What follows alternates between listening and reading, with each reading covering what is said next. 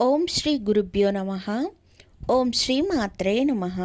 మార్చి 2026 కర్కాటక రాశి యొక్క ఫలితాల గురించి ఇప్పుడు మనం తెలుసుకుందాం.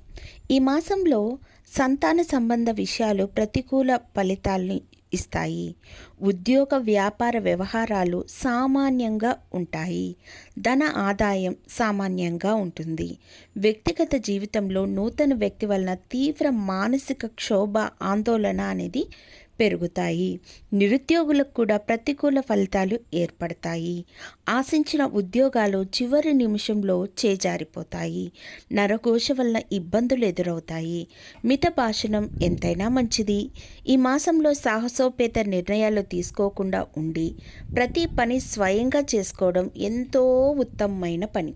తగాదాలలో దూరకుండా కొంచెం దూరంగా ఉండడం, సర్దుకోవడం ఉత్తమమైన పని.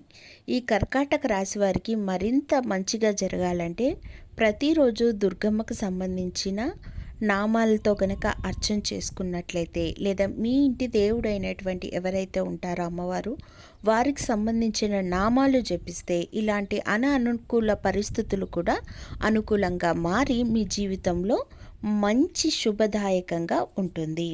ధన్యవాదములు.